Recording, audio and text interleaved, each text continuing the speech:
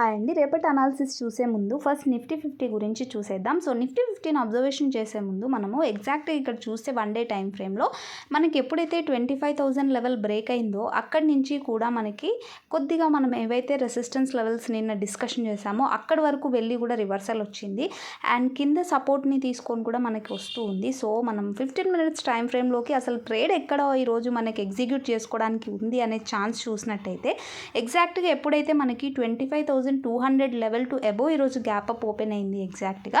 So అక్కడి నుంచి కూడా చూస్తే మనకి ఎగ్జాక్ట్ 10:45 క్యాండిల్లో అప్వర్డ్ ఎంట్రీ అనేది ఇచ్చింది అండ్ అక్కడి నుంచి కూడా 25,320 లెవెల్ ఏదైతే మన రెసిస్టెన్స్ ఏరియా ఉందో అక్కడి వరకు వచ్చింది అండ్ ఈవినింగ్ మనము ఆఫ్టర్నూన్ చూసినట్టయితే 115కి ఎంట్రీ అనేది మనకి క్యాండిల్లో ఇచ్చింది అండ్ అక్కడి నుంచి కూడా మంచి ర్యాలీ చేసి కన్సాలిడేషన్ వచ్చేసింది. రేపు ఒకవేళ మనకి గ్యాప్ అప్ ఓపెన్ అయింది అని అంటే 25,200 కన్నా అబోవ్ ఓపెన్ అయితే మళ్ళీ 25,320 అనేది కీ లెవెల్. అది ఓ క్రాస్ అయితే మనకి అబోవ్ ఏదైతే లెవెల్ కనిపిస్తుందో అది గ్యాప్ డౌన్ అయింది 25,000 కన్నా బిలో అంటే 24,900 అనేది ఇంపార్టెంట్ క్రూషియల్ లెవెల్. ఆ సపోర్ట్ బ్రేక్ అయ్యి లేదా గ్యాప్ డౌన్ ఇంకా హ్యూజ్గా అయిందంటే 24,750 లెవెల్ అనేది కూడా మనకి చాలా చాలా ఇంపార్టెంట్ అయిన లెవెల్స్ ఇవి.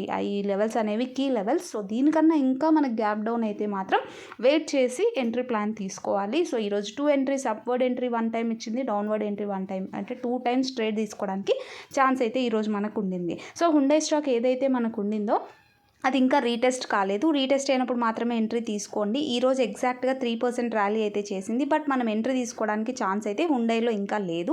సో నిన్న డిస్కషన్ చేసుకున్న స్టాక్ చూస్తే ఫస్ట్ ఐడియా ఫోక్ స్టాక్ అయితే ఈరోజు గ్యాప్ అప్ ఓపెన్ అయింది, బట్ ఆఫ్టర్నూన్ నుంచి మనకి ఇజ్రాయెల్ ఏదైతే వార్ ఉండిందో ఆ న్యూస్ వల్ల ఫాల్ అయితే వచ్చింది అండ్ సేమ్ మిదాని స్టాక్లో కూడా same situation, gap up open అయింది బట్ అక్కడి నుంచి కూడా ఇంకా సస్టైన్ కాలేదు. బట్ ఎవరైతే ఎంట్రీ తీసుకొని ఉంటారో హోల్డ్ చేసి పెట్టుకోండి.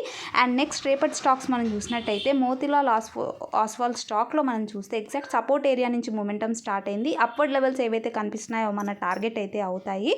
సో ఇక్కడ నుంచి మనకి సపోర్ట్ ఏరియా నుంచి మొమెంటం వస్తుంది కాబట్టి దీంట్లో మంచి ర్యాలీ చేసే ఛాన్స్ అయితే అప్వర్డ్ ఉంది.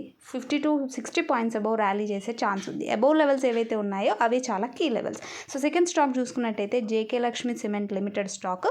ఇది ఎగ్జాక్ట్గా మీరు ఈ స్టాక్ని దగ్గర నుంచి బాగా అబ్జర్వేషన్ చేసినట్టయితే 1 డే టైం ఫ్రేమ్లో డబుల్ బాటమ్ అనేది మనకు ఫామ్ అయింది అండ్ ఇక్కడ నుంచి కూడా ర్యాలీ చేస్తూ ఉంది.